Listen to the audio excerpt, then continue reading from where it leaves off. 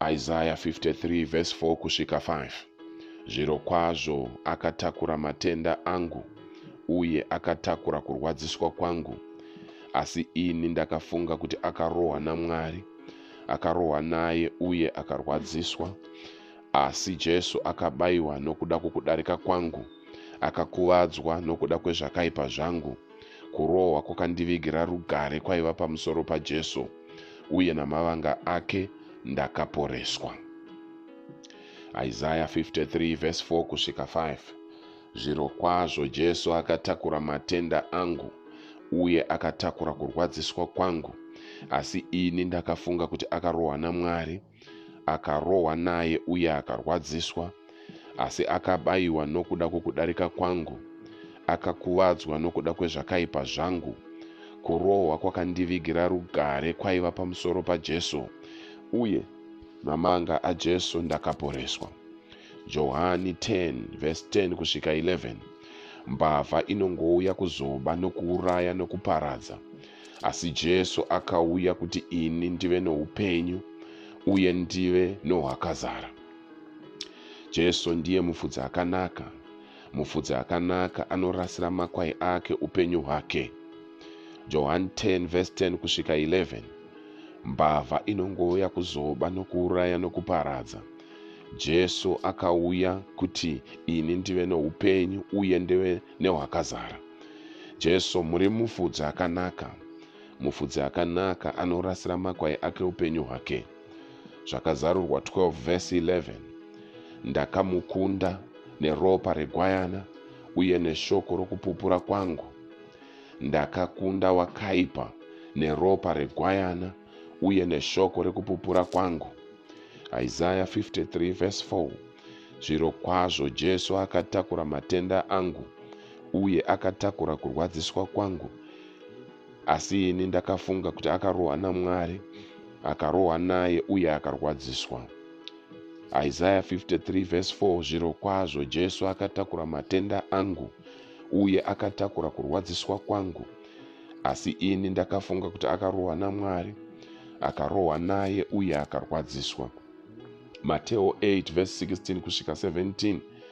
Ava madekwana vazhinji vakanga vakabatwa namadhimoni vakauyiswa kwaari, uye akadzinga mweya iyoyo neshoko akaporesa vose vairwara.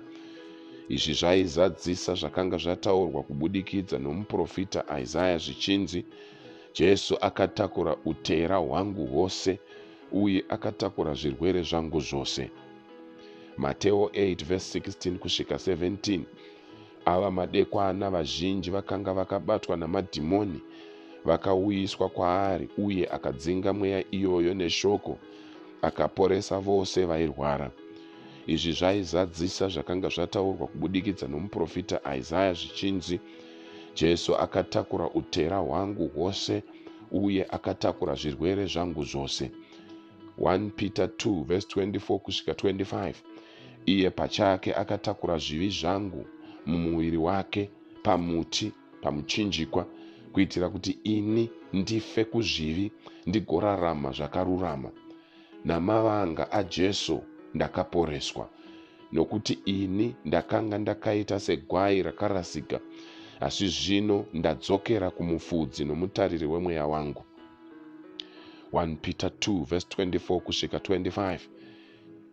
Iye pachake Jesu akatakura zvivi zvangu mumuviri wake pamuchinjikwa, kuitira kuti ini ndife kuzvivi ndigorarama zvakarurama. Namavanga ake ini ndakaporeswa. Nokuti ini ndakanga ndakaita segwai rakarasika, asi zvino ndadzokera kumufudzi nomutariri wemweya wangu. Pisarema 107 verse 20. Mwari akatuma shoko rake uye akandiporesa, akandinunura kubva paguva. Pisarema 107 verse 20. Mwari akatuma shoko rake uye akandiporesa, akandinunura kubva paguva. 2 Corinthians 8 verse 9.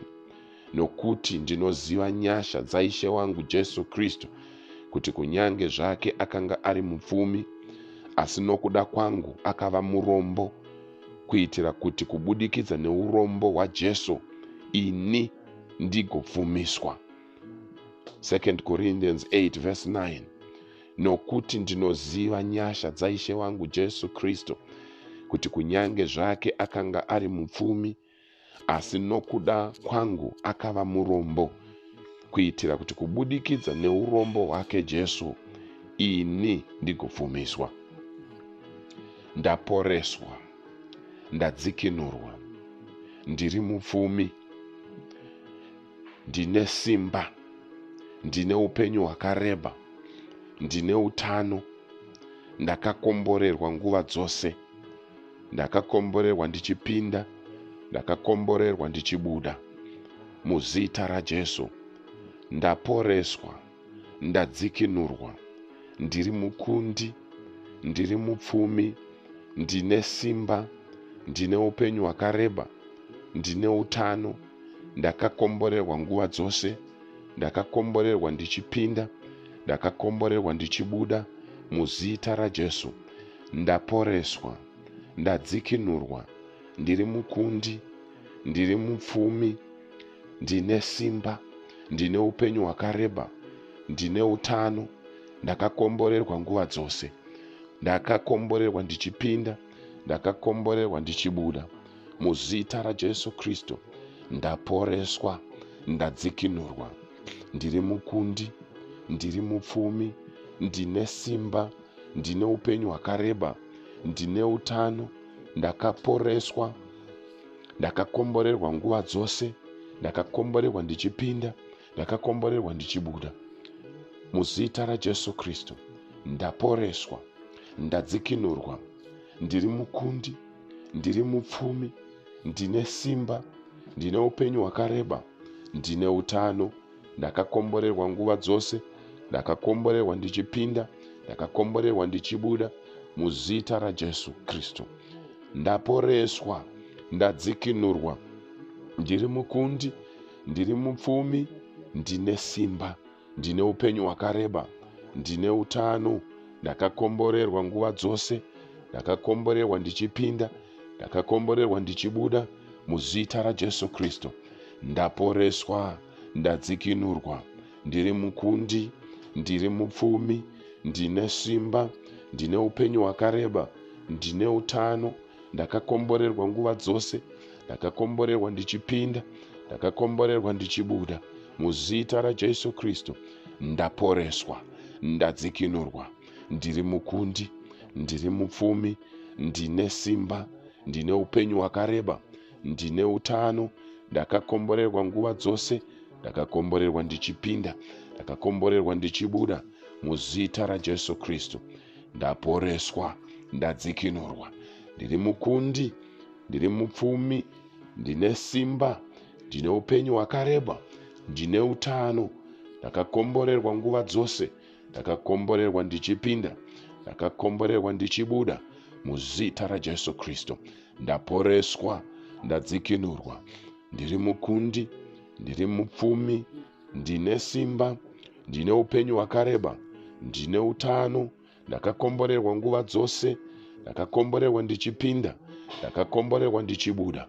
Muzita raJesu Kristu ndaporeswa, ndadzikinurwa, ndiri mukundi, ndiri mupfumi, ndine simba, ndine upenyu hwakareba, ndine utano, ndakakomborerwa nguva dzose. Muzita raJesu Kristu ndaporeswa, ndadzikinurwa, ndiri mukundi, ndiri mupfumi, ndine simba, ndine upenyu hwakareba, ndine utano, ndakakomborerwa nguva dzose, ndakakomborerwa ndichipinda, ndakakomborerwa ndichibuda. Muzita raJesu Kristu ndaporeswa, ndadzikinurwa, ndiri mukundi, ndiri mupfumi, ndine simba, ndine upenyu hwakareba, ndine utano, ndakakomborerwa nguva dzose, ndakakomborerwa ndichipinda, ndakakomborerwa ndichibuda. Muzita raJesu Kristu ndaporeswa, ndadzikinurwa, ndiri mukundi, ndiri mupfumi, ndine simba, ndine upenyu hwakareba, ndine utano, ndakakomborerwa nguva dzose, ndakakomborerwa ndichipinda, ndakakomborerwa ndichibuda.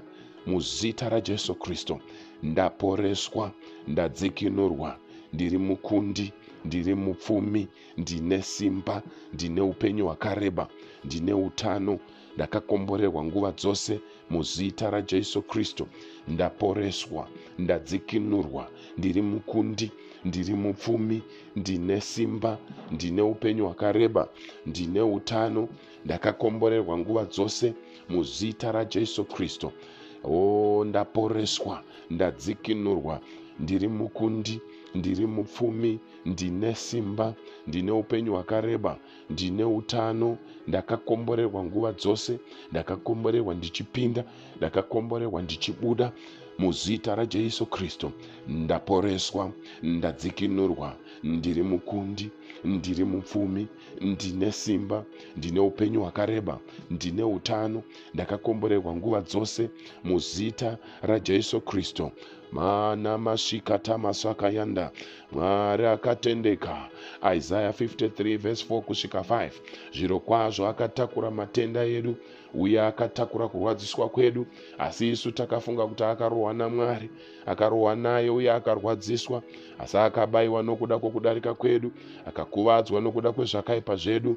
Kurohwa kwakatiigira rugare kwaiva pamusoro pake, uye namavanga ake takaporeswa.